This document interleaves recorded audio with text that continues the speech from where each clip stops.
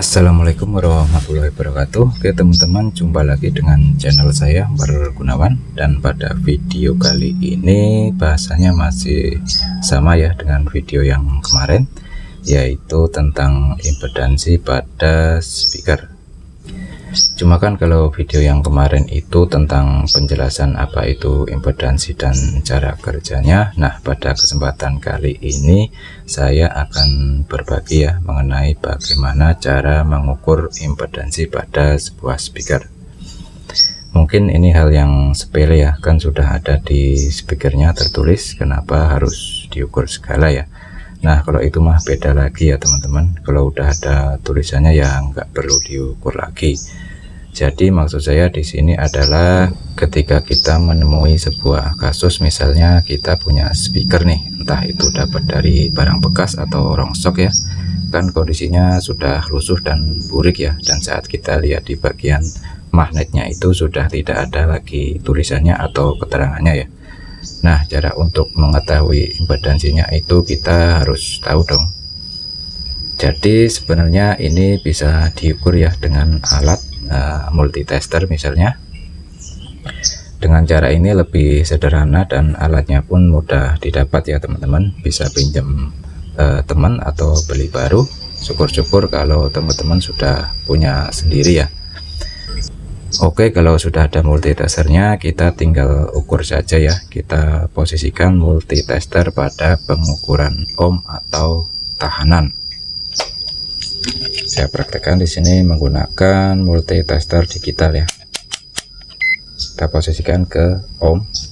Ini lampunya gelap ya, nggak kelihatan karena siang.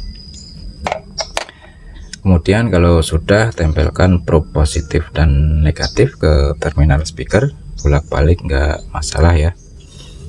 Kemudian kita lihat angka yang dihasilkan. Misalnya ini adalah speaker 4 ohm ya, subwoofer Legacy. Kita coba ukur hasilnya, teman-teman mungkin nggak kelihatan ya, 2,7 2,8 ya. Jadi hasilnya tuh dari speaker 4 ohm hasilnya 2,8. Nah, angka yang itu tadi ya, yang 2,8 ohm itu sebenarnya bukan pengukuran impedansi ya teman-teman, tapi angka yang tadi itu adalah sebenarnya angka yang didapat dari pengukuran DC resistan atau hambatan DC ya. Itulah kenapa angkanya nggak akurat 4 ohm ya, dan bukan karena multitesternya itu nggak akurat atau rusak ya. Dulu saya kira multitesternya yang nggak akurat atau produk abal-abal ya, tapi setelah saya telusuri ternyata memang ukurannya nggak akurat karena yang kita ukur adalah DC resistan. Seperti yang teman-teman lihat tadi, saya mengukur sebuah speaker 4 ohm ya, yang ini tadi, dan hasilnya itu 2,8 ohm. Nah, cara untuk mengetahui impedansinya itu yaitu kita convert ya dari DC resistan ke impedansi. Jadi cara gampangnya itu hasil pengukuran DC resistan itu hasilnya pasti lebih kecil dari impedansi yang sebenarnya ya.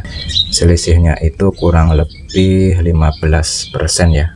Saya bilang kurang lebih ya teman-teman, bukan fix 15%. Jadi kalau 2,8 ohm maka perkiraan impedansinya itu adalah 4 ohm ya. Dan selanjutnya kita coba tes untuk speaker ACR ya. Ini saya kurang jelas ini speaker 8 ohm atau 6 ohm karena angkanya terhapus ya. Bisa jadi ini 8, bisa jadi juga ini 6 ohm. Kita coba aja untuk ukur ya. Tes dulu. Jadi yang terlihat di sini hasilnya 5,6 ohm ya. Jadi kalau hasilnya itu 5,6 ohm, maka perkiraannya dia itu adalah speaker 6 ohm ya, bukan 8 ohm karena kalau untuk ke 8 ohm itu nambahnya lumayan banyak ya.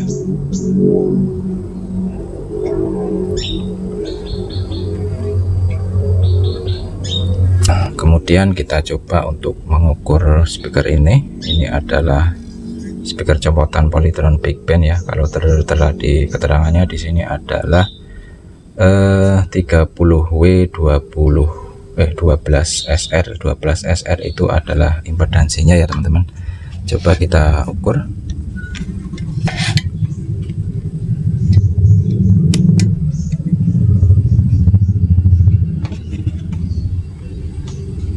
Oke, hasilnya di sini adalah 11,3 ya. Jadi kalau 11,3 itu masih masuk ke 12 ohm ya teman-teman. Dengan 3 speaker ini ya, kita dapat hasil selisih yang beragam ya teman-teman, dan semuanya lebih kecil. Mungkin pengaruh dari produsen yang berbeda-beda, maka selisihnya pun beragam ya. Oke, selanjutnya akan saya berikan tabel konversi dari DC resistan ke impedansi untuk memudahkan teman-teman ya. Ini dia teman-teman tabelnya, bisa teman-teman screenshot untuk menyimpannya.